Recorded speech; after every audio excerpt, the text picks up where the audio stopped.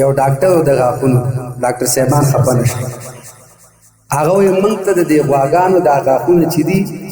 وایي په دې اختر کې زموږ په دې کې هم ډېره ګټه وي ځکه بعضې خلک راشي موږ باندې غاښونه جوړ ابراهیم علیه السلام چې کومه قرباني کړې وه د اسمان نه ورښکته شوې خوړلې شرعي مسله دا ده قرباني دې وکړه نو 3 حصې وکړي یوه حصه خپلوانو ته یوه حصه عامو غرباو ته یو حصه د ځان دپاره او که د چا ضرورت و په کور کې بچي ډېر او یا د دې د بچو دپاره نه کافي کې د 3 وانه خپلو بچو ته ساتلی شي یو بل شرم هم الله را پټ کړ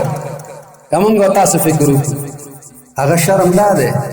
چې تا قرباني کړې وه او د اسمان نه ورښکته کېده خو چې تا درسته قرباني کړې وه قبلېده به که نه جواب رانه چې درسته قرباني دې کړې وه الله به قبلوله که نه الله در باندې پرده واچوله والله ته د امت معلوم چې ته به خدای خبر په کوم نیت قرباني دا بلابېل شرم چې قرباني دې کړې وه کور مخې ته دې پرته وه او بیا د چتېدو هم څوک نه و او د جګېدو هم څوک نه و بوی نه یې کولی دا بلابېل شرم و د الله فضل ته ګوره الله تعالی داسې کار وکړه قرباني وکړه په خپله وخوره که قبلوم که نه قبلوم ای د محمد رسول الله امته زما او ستا ترمنځ راز دی که ستا قرباني قبلوم که نه قبلوم زما او ستا ترمنځ راز خو بل ته دې نه شرموم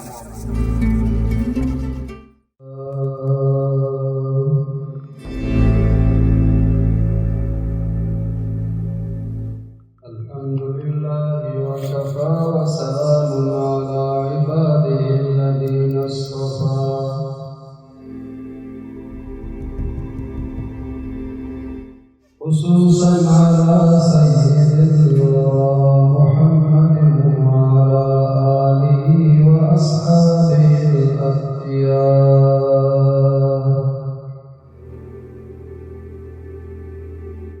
أما بعد فأعوذ بالله من الشيطان الرجيم بسم الله الرحمن الرحيم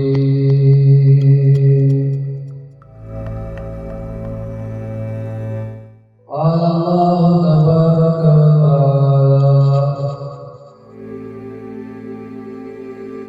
فصل لربك وانحر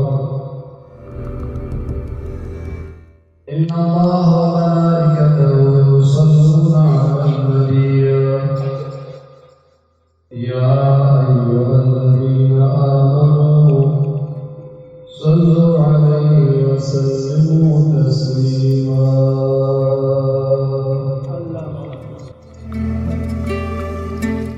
اللهم صل على سيدنا ومولانا محمد وعلى آل سيدنا ومولانا محمد كما صليت على إبراهيم وعلى آل إبراهيم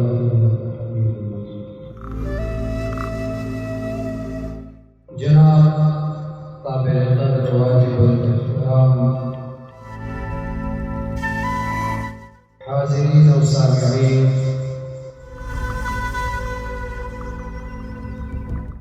اللہ جل جلالہ سر زما دا کامل ایمان پر نصیب اور الہ العالمین جل جلالہ سر زما فصالحو گناہونو دعاکی قدم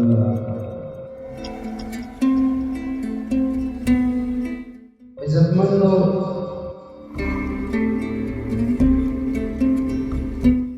دا قربانی شورت را نزدیدی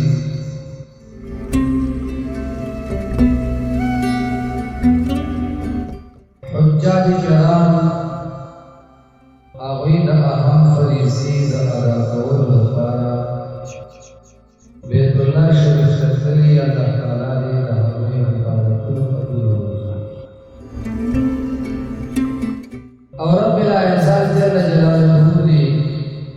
دغې کړېدلي او زویدلي ولس لپاره د دوی د خیر دعاګانې خصوصا او د ټول امت مسلمه لپاره روڼ الله تعالی عزتمندو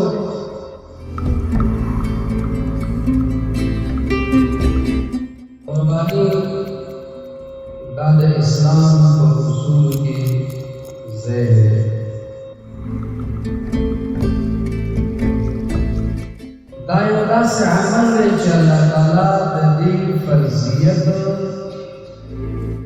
د حضرت ابراهیم علیه السلام د وخت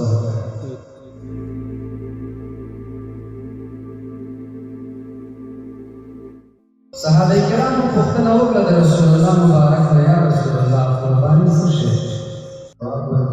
دا سنت ابیکم ابراهیم،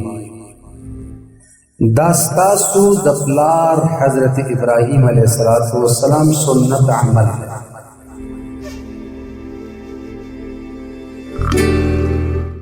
د آدم علیه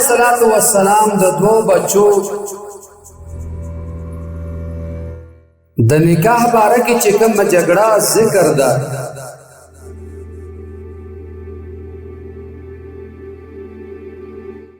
یو بچه په حق ده یو په باطل.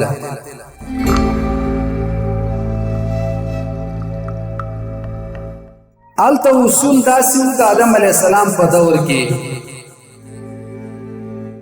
چې یو الک او یو جنۍ دا په یو کال باندې پیدا کېدل، یو الک او یو جنۍ به دا په بل کال پیدا کېدل. نو د دې کال پیدا شوی نجلۍ د تیر شوي کال د الک سره نکاح جایز وه، اگر چې دا ورور او خور او د دغه کال الک د تیر شوي کال نجلۍ سره نکاح جایز وه.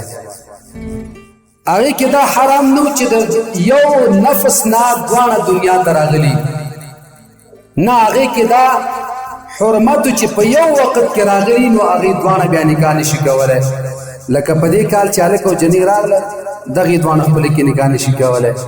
تیر شوي کال کې هلک او جنۍ چې کوم راغلي هغې خپله کې نکاح نشي کولی. نور چې ترمنځه کال تیر شي بیا نکاح کولی شي. مثال په توګه کال د بطن او د خېټې فرق راغی. زمونږ استاسو په شریعت کې خو مسله جدا وه.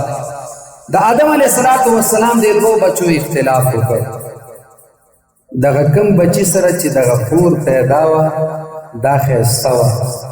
او دا مخکینی سره چې کومه خور پیدا وه هغه بدرنګه وه. نو دا دلته خواهشات ونیو چې زما خور ښایسته ده او ستا خور بدرنګه ده. آدم علیه السلام ورته ویل ګوره دې سره دې نکاح نه کېږي، بهر تقدیر دی په دې خپل ضد باندې کلک شه. آدم علیه السلام حج ته تللی و، کله چې راته نو ده دا خپل ورور قتل کړی و د چا سره چې نکاح کېده، او خپله سکه خور یې وتښتوله. نو رب العزة جل جلاله په دغه قتل باندې دومره په قهر شه چې آدم علیه السلام را روان دی په لاره کې چېرته میوې خوري. بعضې میوه تروه ده او بعضې خوږه ده، بعضې ځکې اوبه خرابې دي، بعضې ځکې اوبه سمې دي. آدم علیه السلام لاسونه لپه کړه، یا الله ولې د ځمکې نظام بدل دی؟ وایي چې ته خبر نه یې ستا بچو کې خو فساد راغی، قتل یې وکړه. د هغې قتل نتیجه دا راغله چې ما د ځمکې نه ډېرې میوې واخیستلې د انسانانو نه، او ډېرې خوږې اوبه مې خرابې کړلې، ځکه زما نافرماني صورت ونیو. په انسانیت کې اولین قتل ده کړی و. علما لیکي تر قیامته پورې چې څومره په ناحقه باندې قتلونه کېږي د دې ټولو سزا به الله تعالی د آدم علیه السلام دغې بچي ته ورکوي، ځکه ابتدا ده کړې وه. په ناروا باندې عمل اول ده کړی. دغسې کې دې واقعه کې د قربانۍ مسله دا وه. آدم علیه السلام ورته وویل ته هم سره وړو د الله د رضا دپاره کېږي او دا به یې کېږي. که ستا د دې خور سره نکاح کېدله خو صحیح ده، زه به یې وتړم، او که هغه په حق او د هغه قرباني به قبوله شي او که ته ستا به قبوله شي. مخکې ترتیب دا و چې قرباني به وشو نو په ځمکه به پرته وه، د قبلېدو علامه دا وه، د اسمان نه به ور راښکته شو او هغه به یې وخوړه،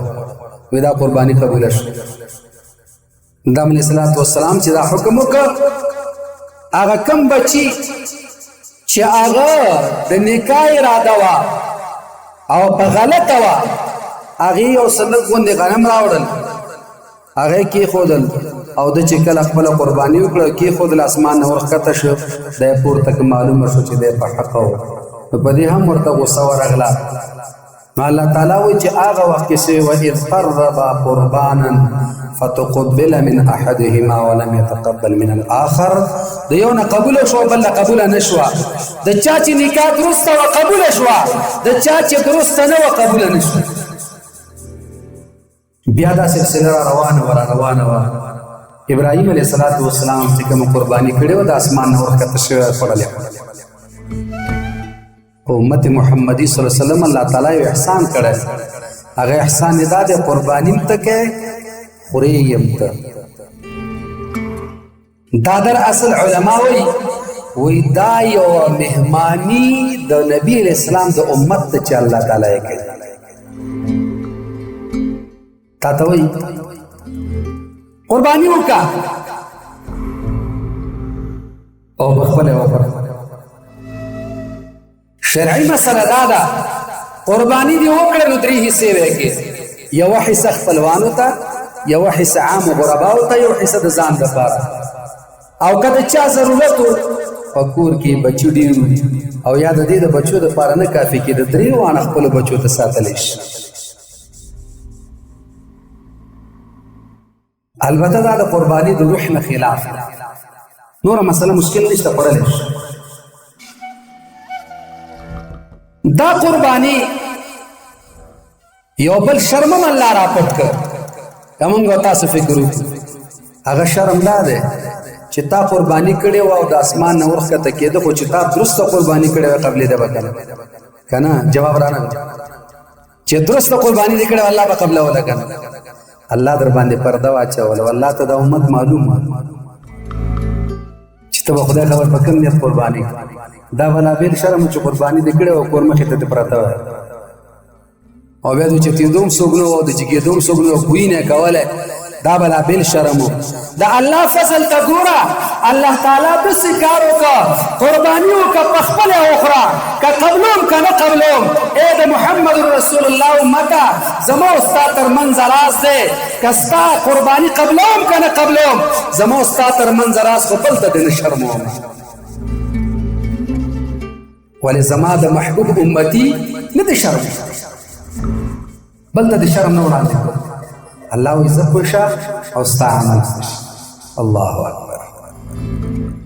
فرض د قیامت کې الله تعالی یو انسان نه پوښتنه کوي حدیث مبارک کې راځي کما یلیق بشانه څنګه چې د الله د شان سره جوړه ده صادر براواخلي داسې وایي چې د انسان په سر او داسې دوانه به پټ شي لکه یو سړي چې دراز خبرې کوي الله تعالی به پوښتنه کوي آیا دا ګناه دې کړې دا دې کړې دې ورته په قلاره جواب ورکړي بلکې چې ګناهونه پوښتنه کوي دی خو هغه وګوري الله تعالی ورته ونه دی خو هغه وګوري وای الله خپل خپلوان دي پردي دي تر ځامن می دی نور خدای پاک خوشالمیږم کړم حیا درځي وای چې وای محبوب نے فرمای چې الله تعالی بدی امتی ته زما وای چې په دنیا کې تا زما د وحدانیت چغه وهلې وا ګناه دې کړی او ما شرمولې نه وي نن هم د حق د وحدانیت د چغې د برکته په دې عالم محشر کې دې نه شرماو زه بنده زما د طرف نه درته بخښنه دا د الله تعالی فضل دی او کرم دی دا قربانی چې مونږ تاسو کوو الله دې توفیق راکړي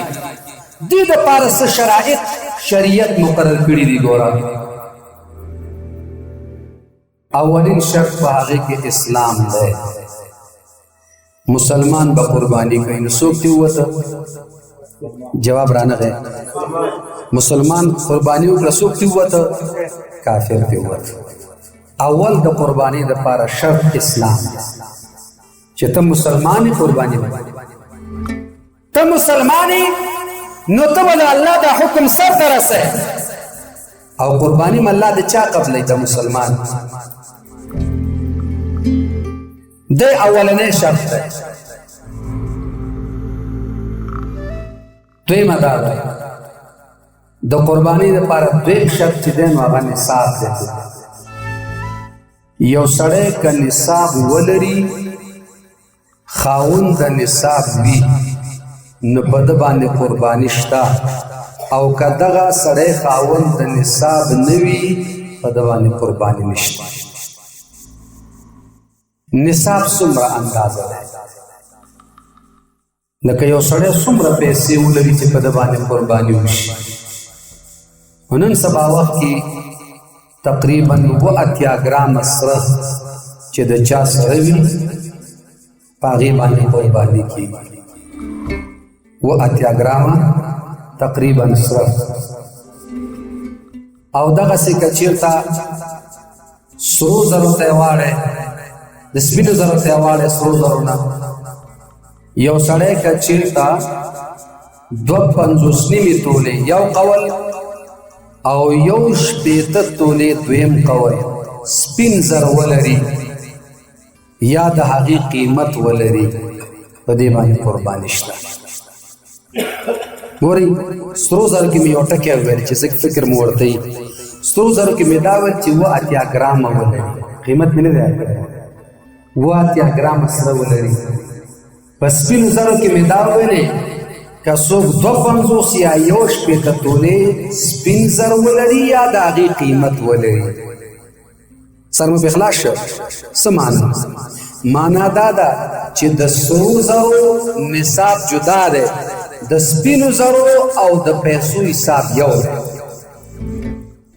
یو سړی یوازې سره لري، بس نغدې پیسې نه لري، یوازې سره لري یوه زنانه، نو چې د هغې دغه سره 80 ګرامو ته ورسي. او که چېرته یوه زنانه 80 نه 10 ګرامه 20 ګرامه 50 ګرامه ولري خو ده سره نغدې پیسې راغلي، زرګون 500 ګون د دې د مصرف نه غیر د سره جمع شو، اتومات د ده دا د سرو زرو نصاب راغورځېږي سپینو زرو ته. او د سپینو زرو د پیسو نصاب یو دی.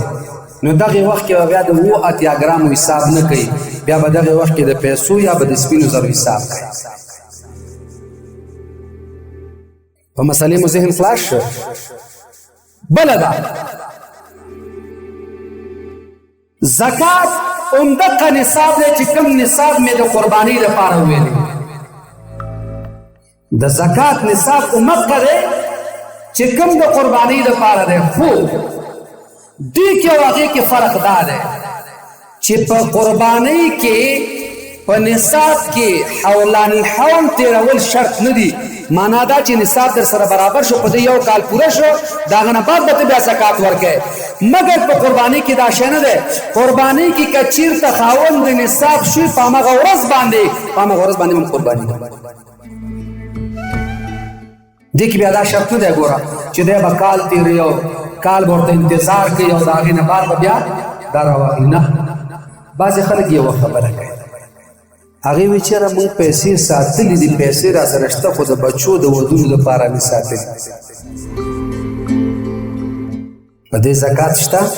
په د قرباني شته، بلکل قرباني هم پې شته او زکات هم پې شته. ته وایې که نه چې دا ما د دې لپاره ساتلي، نغدې پیسې خو دي که الله مکه، الله دې ضرورت نه راولي. مثال تاسو ته وایم، دغه پیسې در سره دي، مثال 15 لکه 6 لکه 7 لکه د جمع کړي، مثال درته ووایم، هر څومره چې 1 لک روپۍ دي جمع کړي دي، دا د بچو ودونو ته دي ساتلي. الله مکه تا حادثه وکړه، یا مثال په توګه باندې یو مرض در باندې راغی،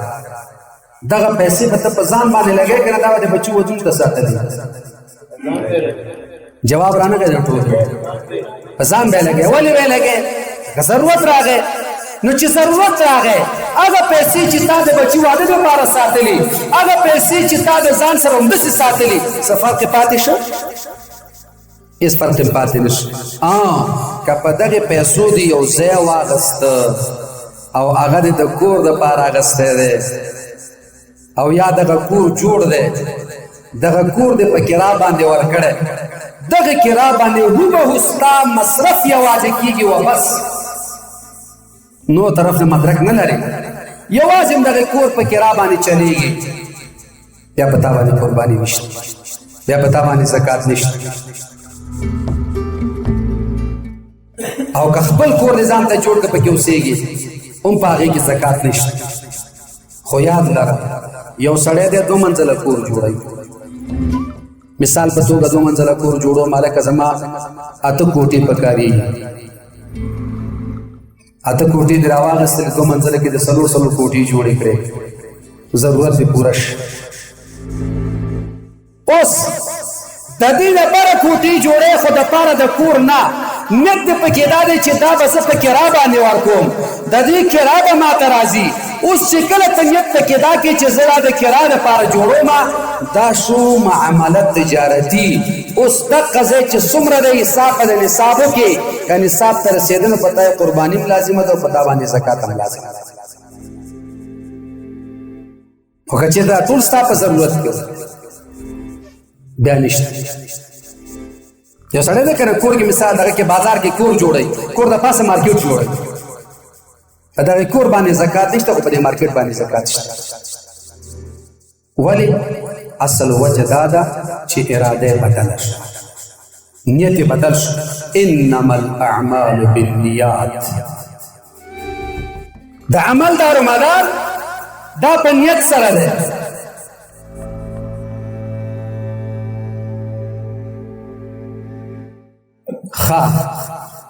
ځکه چې ته خپله غاړه هلته خلاصئ نو هغه پیسې و مکه قربانۍ باندې به د غاړه خلاصېږي کم پیسې چې هلته راځي نو هغه پیسې که دلته رالېږي بل د دې نه بل یو خارجي مسله درته وکړم بعضې خلک داسې دي چې هغوی اوسېږي هلته او دلته قرباني کوي د ځان لپاره نو دوی خپلو پلارانو ته وایي چې موږ ته قرباني وکړو ورونو ته وایي دا یوه مسله ذهن کې کېنوئ داسې وي چې دلته زمونږ او ستاسو مونځ مخکې راځي د هغې مونځ وروسته راځي یا یو هېواد د شپې او د ورځې پکې فرق وي نو آیا دا مسله څنګه ګورئ یاد کړئ مسله داسې ده چې کوم ځای کې اضحیه وي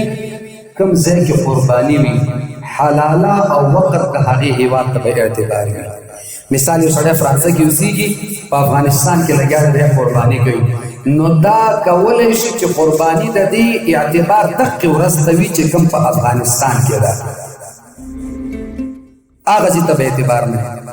بعضې علما هغه ځای ته اعتبار ورکوي اکثر یې دې ځای ته اعتبار ورکوي راځه اوس مفتابهي قول لا اخلو کومه مسله هغه جوړه راشي چې د دوانو قولینو تطبیق پکې راشي نو د دوانو نه ښه مسله دا ده جګړه ته مه جوړوه ما هلته ځه ما دلته د اختر په 2 ورځو ته قرباني وکړه چې مشکل دی حل شي بیخي مسله د جګړې نه ووتله اختر په 2 ورځ باندې وکړه ځکه قرباني 3 ورځې کېږي که نه کېږي نو په 2 ورځ باندې قرباني وکړه چې مشکل د ټولو حل شي که نه مخکې مې درته مسله هم وکړه راجحه او وروسته مې درته د هغې نه آسانه مسله وکړه په دغې ترتیب باندې وکړئ یو سړی دی خپله قرباني وس لري او خپله قرباني نه کوي پلار ته قرباني کوم دا هم په خلکو کې ډېر عادت دی هلک وایي پلار مې قرباني نه کوي زه څنګه وکړم که دغې سړي پلار ته قرباني وکړه د دې سړي په دې قربانۍ غاړه خلاصه نه ده بلکې دا په دې باندې ګناهګار ده ولې د دې مثال د فرض مونځ دی ماسپښین مونځ چې فرض شه نو خو په تا هم فرض دی او په پلار دې فرض دی نو ته څنګه د پلار دپاره خپل ځان نه مونځ ساقط دی او هغه ته باره کوې حالا کې بل دپاره قرباني کول مستحبه طریقه ده او په تا باندې قرباني فرض ده لہذا تا دلته فرض ترک که مستحب دې راواغسته مستحب په هغه وخت کې کېږي چې کوم وخت کې ضرورت د دې نه وي نو ضرورت خو د فرضو ډېر دی که لہذا هندو ستړی خدای ناراض نه ستا قرباني شوي دی نه د په هغې ثواب ګټلی بلکې ځان دې ګناهګار بس په ورسېدلې مسلې باندې ته په خپله قرباني وکړه الله دې نر که مور تم قرباني وکړه پلار تم قرباني وکړه ورور تم قرباني وکړه یو بل مسلمان تم قرباني وکړه هېڅ مشکل نه لري کوه قربانۍ چا منې کړی نه خو دا خپله غاړه او رقبه خو اول ازاده که که نه اول ته خپله قرباني وکړه د هغه نه بعد نورو خلکو ته قربانۍ ورکوه لکه مخکې ما تاسو ته مسله کړې وه چې پلار دا وایي چې زه پیسې ځکه جمع کوم حج ته نه ځم ولې نه ځم بچي ته واده کوم نه پتا حج فرض دی ته داسې ګناهګار یې لکه ماسپښین لمونځ یا مازدیګر لمونځ چې دې پرېښود بله مسله چې دا ستاسو ذهن کې راشي دا مسایل ځکه دې سره پیښېږي که یو سړی قرباني کوي دا مسله لږه پیچیده ده که ذهن مو په اخلاص شي انشاءالله فایده به درته ډېره وشي مثال په توګه باندې یو حیوان دی په غټ حیوان کې خو مونږه مسله کړې ده چې اووه کسان شریک کېدلی شي وړوکي حیوان کې په پسه کې یو دی په سیرلی کې یو دی اگر که دا سیرلی او پسه د غویي او د اوښ قدر ولې ونه ګرځېږي هم نشي زیاتېدلی او که دا غویی راواخلې دا مثال په توګه باندې د اوښ په لس حصې باندې غټ کې د ونه پکې زیاتېدلی نشي یو سړی دی هغه وایي چې زه یوه قرباني د ځان دپاره کوم یا مثال کور ته راوړم څاروی کور ته راوړم لنډ مثال به وکړم چې ستاسو په ذهن خلاص شي څاروی کور ته راوړه شپږ حصې پکې دي یوه حصه پاتې ده دی وایي دا یوه حصه زه اخلمه دوه ورونه یو هلکه نیمې پیسې به ته راکړي او نیمې پیسې به زه واخلم نیمې پیسې به ته راکړي نیمې پیسې به زه درکړم دغه یوه حصه به خپله کې تقسیم کړي نیمې پیسې ته په ځان ومنه نیمه په ځان ومنه دغه قرباني به پلار دپاره وي دغه قرباني به د ورور دپاره وي دغه قرباني به د پلار او د تره دپاره وي مثال درته وایم دا قرباني کېږي نه حصې بېلېږي نه ګوره داسې مه کوه چې ما اخیستی شپږ حصې مې په کور کې دی پنځه حصې مې په کور کې دی یوه حصه را اخلمه وروره نیمې پیسې به ته ورکړې نیمې به زه ورکړم او دا قرباني د پلار دپاره دا نه کېږي طریقې څه ده داسې به وکړي ها چې قرباني دې وکړه شپږ دې راواغېستلې یوه پاتې ده د هغې قیمت به ولګوې مثال په توګه باندې 10,000 روپۍ راغلې مثال 15,000 ته واخله پلار ته ورکړه 15,000 دغه ورور راشي پلار ته دې ورکړي پلار دې راواخلي دا د قرباني کې شامل کې مسله جوړه شوه ځکه هلته وقف راغی ستا پیسې پلار وقف کړې د بچي پیسې پلار وقف کړې پلار د دغې پیسې ملکیت پوره واغسته اوس یې راواغسته او تا دې درکړي چې دا واخله مشکل نه جوړوي بغیر د ملکیت د دې نه چې نیمې ته په ځان منې او نیمې په بل منې هلکه نیمه برخه د چا دپاره کېږي په قرباني کې نیمه برخه کېږي ونه شو که ته چې د ډېره ځواني کې الله وس درکړې مکمل یوه حصه واخله پلار دپاره که مشکل نه دی یو کس خو که دوه ورونه یو ځای کېږي درې ورونه یو ځای کېږي خیر دی په دې کې دا اومه حصه دا مونږ پلار دپاره وکړو نه ته به پیسې ورکړې چې پلار یې واخلي هغه نه بعد پلار وکړي دا په قربانۍ کې شامل نو د قربانۍ د حصې جداوالی ختم شو پیسو سره یو ځای شو پیسو باندې به بېرته حصه ځان ته واغېستلی شو چې دې ته مو فکر څاروی چې کله اخلئ څاروی وایي چې نه پوهېږي نو ځوان واخله خلک یو مشهور متل کوي که نه چې نه پوهېږي نو ځوان واخله بل ورځ یو ویډیو راته چا وښودله حیران شوم ورته خدایه پاکه دې خلکو د دا شیطانانو څومره قوي قوي څیزونه ښیي د غویي ښکر نشته دا ښکر یې اغوستی دی ښکر سیمې تاو کړی د ښکر په شکل باندې پې د پاسه ګچ ورکړی بیا ګچ راواخلې هغه سوان کي هغې د پاسه بیا ورته تور رنګ ورکي هېڅ معلومات یې نه کېږي چې داسې دوکې ته د الله جل جلاله سره کوې ولې الله جل جلاله ته طریقه نه ورځي د سره کومه دغه دوکه الله دې دوه ځلې خفه کړي یو قرباني کې د خفه کړو دوی په دې دوکې دې خفه کړي مه کوه قرباني نو الله دې همغه یو خفه کړی دغه ډېره ده دوه مه کوه بله دا ده چې ته لګیا شو تا دا څاروی دغسې جوړ کړه د الله بنده یو خو د ځان ګناهګار که دویم دې یو مسلمان دوکه که درېیم دې د مسلمان صدقه خرابه کړه څلورم دې د الله دشمنۍ ته ځان ونیو نو ځان یې تباه برباد نه کړه مې کوه اوی دغه غویی چې تا سره دی دا میخ او مثال په توګه باندې دا څاروی دا خو هسې پیسې کوي که نو ته دغه پیسې چې مثال یا به 1,000 وګټې یا به 2,000 وګټې یا به 3,000 وګټې چې قرباني کې یو سړی دوکه کړي دا شی مه هلته قصاب باندې خرڅ الله به درته د 3,000 په ځای 10,000 دري الله داسې ذات دی هغې ته داسې شکمې اذا اراد شیئا ان یقول له کن فیکون هر څه چې الله غواړي اراده چې وکړي بس کن فیکون سره کېدلی شي. بله دا ده دا قرباني دپاره چې څوک مال اخلي اول راځي دا لاس راواخلي په دې شی ووایي دا ګناه ده د الله مطلق حیوان زورول دا ناروا دي. دې ته مونږ نهي تکریمي وایو. امام ابو داود رحمة الله علیه په دې مستقل باب تړلی چې حیوان به تاسو څنګه تړئ د ستوني نه مه تړئ د خپې نه وتړئ. ولې حیوان دی که ځان یې تاو کړو نو خپه به یې ماته شي د مرګ نه خو به بچ شي که ستوني کې وي خو دا خو مرګ نه بچ کېږي نو تا خو مرداره کړه یو د حلال څاروی مردار کړه دویم هغې ته د تکلیف ورکړه. دې ته نهي تکریمي وایي په اسلام کې. نو چې هلته منه ده چې درته وایي چې تړی په داسې طریقې باندې ته راشي او بس په کور کې په قار یو د الله راوځي او ټاک ولې کتل هغه بېچاره ورپېږي را ورپېږي. بعضې خلکو یو مسله مشوره کړې ده د قرباني څاروي چې ګوري سترګو نه اوښکې ځي نو خلک وایي دا جاړي ولې وي دی پوهېږي چې حلالوي او بس وي دا الله تعالی دوی ته په علم اچولی دی جاړي بس وایي چې خدایه پاکه دا دروغ دي ښه. دا چې کوم څاروی زکام وهي د هغې د سترګو نه اوښکې ځي پوه شوې ویره میره نشته. څاروی اصل د الله نه ویریږي جدا موضوع ده.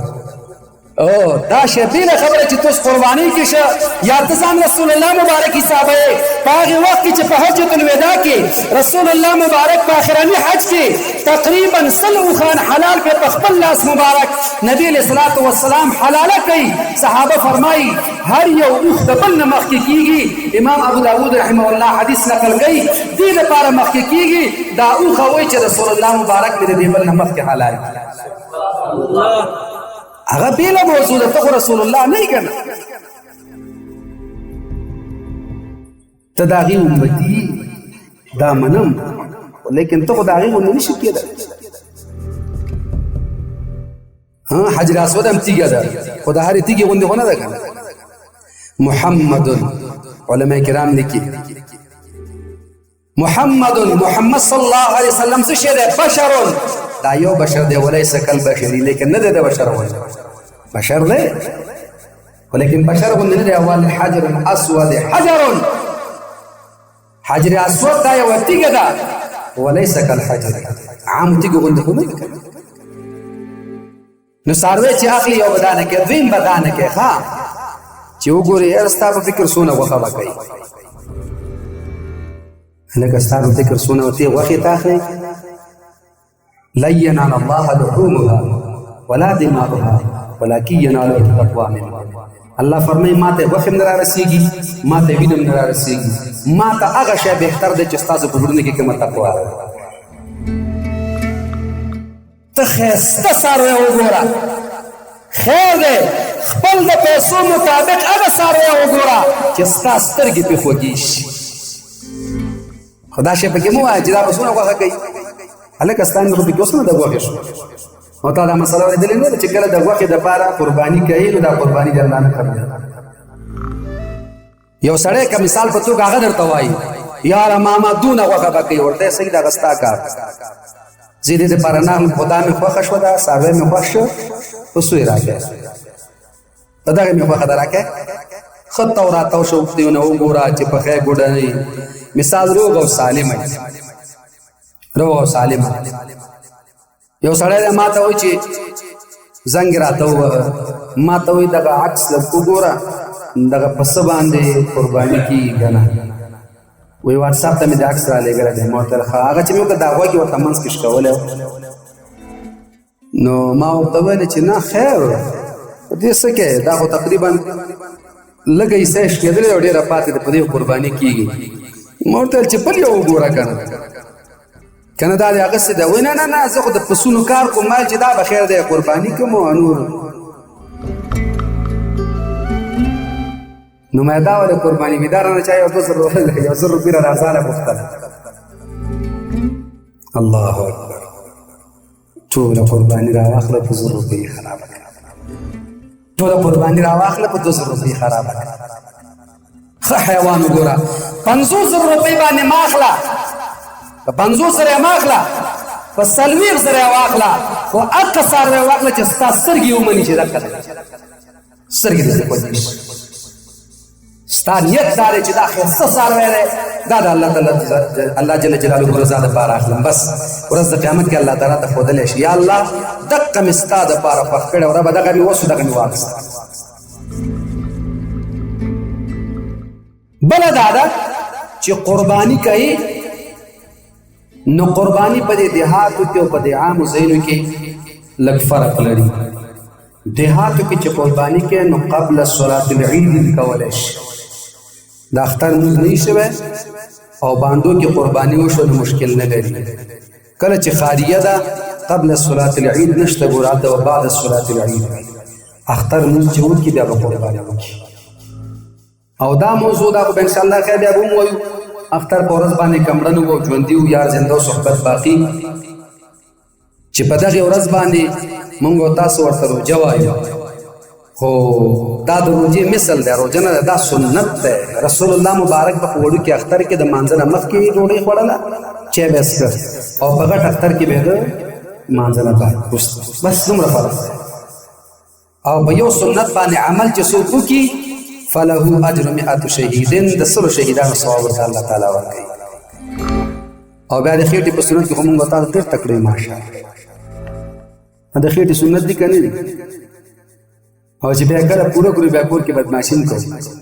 کور ته چې لاړ شو که نه چای دې تیاره کړې که نه ډوډۍ تیاره ده که نه دی ولې تا د معلومات نو زما روژه ده اوس اسمان پرې راکته داسې توره دې وکړه که نه چې په سرو دغه یو ساعت لیک ساعت دې چېرته ځان غلی نیولی دی راغلی بس روژه مې روجې د خلکو په سترګو مه دننه کوه د الله د رضا دپاره بیا په هغې کې بهتره طریقه دا ده چې کوم څاروی د حلال که د هغې څاروي په غوښه چې ماته کې بهتره ده نور لازمي نه ده بهترین طریقه ده او که چېرته هغې نه مخکې بس سنت ادا کې سنت دغه دی چې بس مونځ یې وکړو هغې پسې خو راغونډې مسجد کې شی اوس اوبه اوس که مشکل نه لري سنت یې ادا شي الله به د سنت اجر درکوي څاروی به داسې څاروی نه اخلي چې هغې باندې خارښ دومره وي چې د هغې غوښه ختمه کړي او یوازې پوستکی پاتې داسې مه کوه ابازي که نه څاروي روانې هډوکې پکې د لرې نه ښکاره کېږي څاروی چې روانې که نه هډوکې پکې لرې نه ښکاري ته وایې که چېرته وروره منډۍ نه کور ته را روانه کړې ده او بس په افغانستان کې د رادار سیستم فعال شو هډوکې به یې ښکاره کېږي او روان وي رادار سیستمونو والا مه اخلئ سم څاروی واخلئ د سترګو نظر پورې به یې چک کوئ چې د سترګو نظر څنګه به یې چک کوئ خو دا اوس بعضې خلک کوي او بعضې نه کوي دا خو موږ او تاسو بل باندې ژوند خیر لرو ښه ګمان لرو چې یاره دغه سړی چې خرڅوي دا قصاب نو دی راته درسته خبره کوي که نه حالانکې په هغې کې علماو داسې لیکلي دا یوه سترګه به یې پټه کړي دا بله سترګه به یې لوڅوي نو هغه ته به واښه وخوځئ نو که چېرته دی راغی واښو ته خو دا سترګه روغه ده بیا به دا بله پټه کړي دې بلې ته به یې وخوځئ په دې ترتیب به یې د سترګو هغه نظر چک کړي خو دا خو مونږ تاسو ځکه نه کوو چې مونږ تاسو ګمان او فکر په قصاب باندې کمل او د غاښ مسله ده ګوره غاښ چې دی کې عمر 2 کاله پورې غاښ ضرور نه دی ځکه د څاروو باره کې صاحب د حیات الحیوان هم لیکل کړي دي نور مجربین هم لیکل کړي چې کوم حیوان یا څاروی د شپې پیدا شي د هغې غاښونه زر نه کېږي او د ورځې چې پیدا شي د هغې غاښونه زر کېږي خو دا غاښ دا یو اکثره تجربه دا ده چې 2 کاله شي نو غاښ کوي دا تجربه ده نور که یو سړی متدین او یا خپله دې په کور کې ساتلی او 2 کاله پوره شو او په دې 2 کالو کې غاښ نه کوي قرباني پې کېږي مشکل نه لري خو د بل چا په خولې به څوک څه اعتماد لري چې هغه درته د هغې غوا ښکر هغه د ګچو نه جوړوي یو ډاکټر و د غاښونو ډاکټر صاحبان خفه نه شي هغه وایي موږ ته د دې غواګانو دا غاښونه چې دي وایي په دې اختر کې زموږ په دې کې هم ډېره ګټه وي ځکه بعضې خلک راشي موږ باندې غاښونه جوړوي ګورئ داسې خلک هم شته یو سړي دی اعتماد نو مشکل نه لري خو که اعتماد دی نه نو بیا بهتره تجربه دا ده چې غاښې شوی هغه واخله. په سیرلي کې یو کال شرط دی، که د کال نه کمي قرباني پې نه کېږي. او په پسه کې هغې کې 6 میاشتې هغه پسه چې هغه د لرې نه داسې ښکاري لکه د کال، په هغې قرباني کېږي. او که چېرته دومره سرب نه و نو بیا د پسه هم د کال عمر دی، په دې باندې قرباني کېږي. زمونږ ستاسو وطن کې دغه رایج دی، دغه رواج دی. د قرباني پوستکی بچا ته په مزدوري کې نه ورکوي، چې قصاب ماما راشي او یا قصاب ماما ته ووایي چې دا حلال که زه به دا یو من غوښه پکې ته واخله. ولې واخله؟ تا دا غوښه تقسیمه کړې ده، دا کوم ملګري چې ستا تا سره دي دا دې تقسیم کړي، دې نه دې پوښتنه کړې ده، دا خو د هغې حق دی.